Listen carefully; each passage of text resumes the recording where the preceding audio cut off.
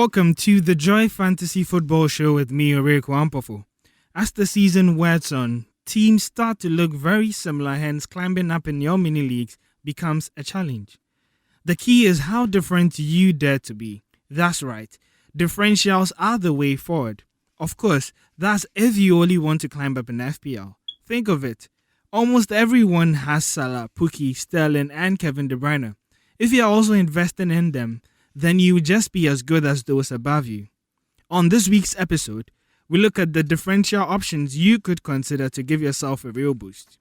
While you're here, don't forget to like, share and subscribe to our channel for more FPL tips throughout the season. You can join the Joy Sports Classic League with the code lhsnob and stand a chance of winning amazing prizes.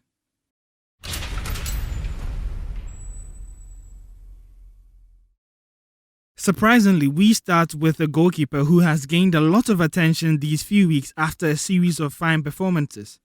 He has kept 3 clean sheets in a row versus United, Aston Villa and Norwich. West Ham in general seem to have tightened defensively over the past few weeks. Ogbone's introduction as well as Frederick's good form and Mark Noble's work rate in midfield could perhaps suggest that this defensive shutout by the Hammers could be here to stay. West Ham are currently the 6th best defensive team, conceding just 7 goals this season. Fabianski has also racked up 20 saves this season, the 6th highest by any Premier League goalkeeper. The Hammers face Bournemouth, Crystal Palace, Everton, Sheffield United and Newcastle. The fixtures against Palace, Sheffield and Newcastle are all at home, and West Ham have only lost once at home this season, and that was against defending champions Manchester City. Brendan Rodgers doesn't seem to be missing Harry Maguire, and that's because of this man. Soyuncu has been a rock and a leader at the back. Leicester have the tied best defense in the Premier League, conceding just 5 goals so far. The Foxes have not conceded more than 1 goal in a game this season and have only suffered 1 loss this season versus Manchester United. Leicester face Newcastle, Burnley, Liverpool, Southampton and Crystal Palace in their next 5. Newcastle, Burnley and Southampton are almost certain clean sheets for Leicester, and with Soyuncu at just 4.6 million, he could be a good bargain for your defense. Aston Villa have scored 6 goals this season, and McGinn has scored or assisted an incredible 50% of them. Villa play Grealish and McGinn more as attack-minded central midfielders, thus they get forward and McGinn especially usually breaks his neck to get into the opponent's penalty box. McGinn has recorded 17 shots this season, the most out of the midfielders in the Premier League, with 6 coming from the penalty box. He also has made 21 tackles this season, meaning his defensive work rate could contribute to bonus points. McGinn's Aston Villa face Burnley, Norwich, Brighton, Man City and Liverpool in their next 5. Their next 3 fixtures especially look very juicy, especially Burnley and Brighton at home, where Aston Villa have won all of their points this season. Don't get off the Barnes train just yet. Barnes still has 4 goals this season and averages 3.5 shots per game, the 4th highest in the Premier League. Out of the 21 shots attempted by Barnes, 11 have come in the penalty box. A shocking start with the way Burnley play. Burnley's next 5 are against Aston Villa, Everton, Leicester, Chelsea and Sheffield United. Games against Aston Villa, Chelsea and Everton look the most enticing, as these sides have kept a total of 4 clean sheets between them. Get on the bandwagon if you can. We also have a cheeky little present from us at the Joy Fantasy Football Show. We give you 2 huge differential options in the best 2 teams to profit from this season, Manchester City and Liverpool. Firmino has averaged a goal or an assist in all but 1 game this season, that was versus Arsenal, and he has collected a possible 7 out of 9 bonus points this season. A cheap alternative into the Liverpool attack. He is guaranteed to start most games and step up. His star also means that he has both the goal scoring ability and the ability to assist in every game. Aguero and Sterling have had to carry the majority of the workload up top with Leroy Sané out for the season. This is about to change with the emergence of Riyad Mahrez over the past few weeks. The Algerian has managed to play his way off the bench into the starting 11, with Bernardo Silva possibly giving way. Mahrez has featured in 8 Manchester City games this season and has started 4 of them. 3 of these matches were in the Premier League, and with Bernardo Silva currently in the midst of racism controversies, it's possible Mahrez could get some more game time. With his current hot streak and good form, he might be a cheap way to sneak into the Manchester City attack.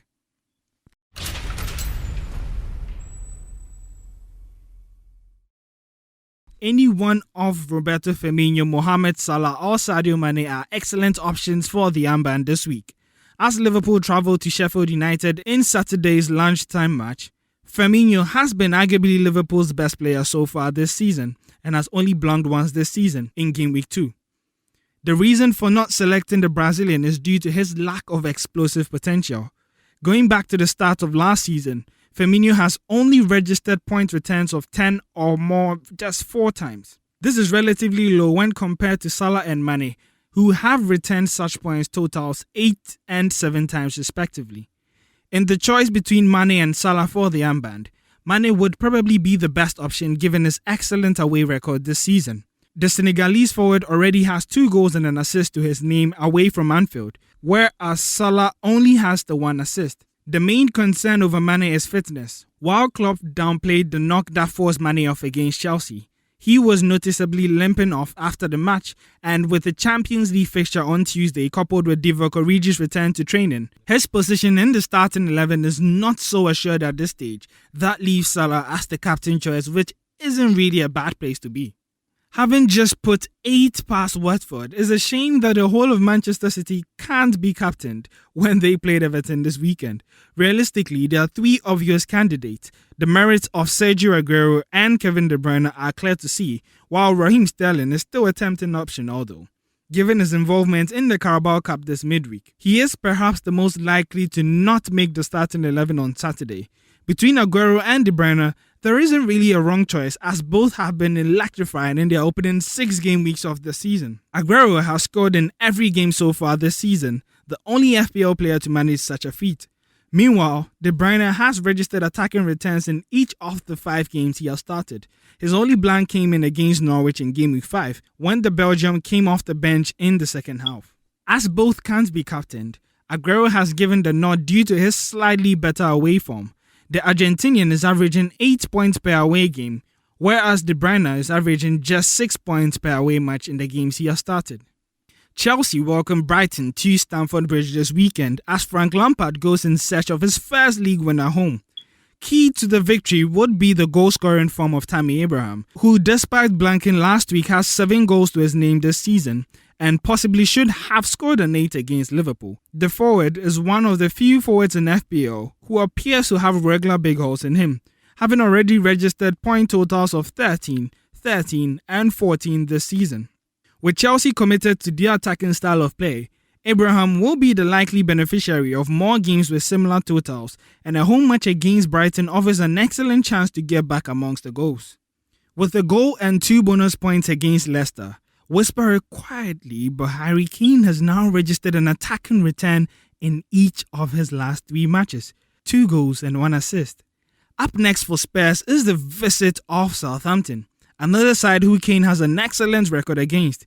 The English forward has 8 goals and 2 assists in 9 Premier League appearances against the Saints, and hasn't failed to score against them in each of the last 5 league matches. His record at home is even more impressive. In the previous 2 seasons, Kane has scored 4 and assisted once against the Saints, with those 2 performances returned point scores of 17 and 12 for his FPL managers. With a lot of players looking towards City and Liverpool assets for the armband this week, FPL managers who own Kane could be rewarded for placing their trust in the Spurs frontman. Thanks for joining us on the Joy Fantasy Football Show. Don't forget to subscribe to our channel for more updates throughout the season. You can join the Joy Sports Classic League with the code LHSNOB and stand a chance of winning amazing prizes. See you next week. Until then, may your arrows be green.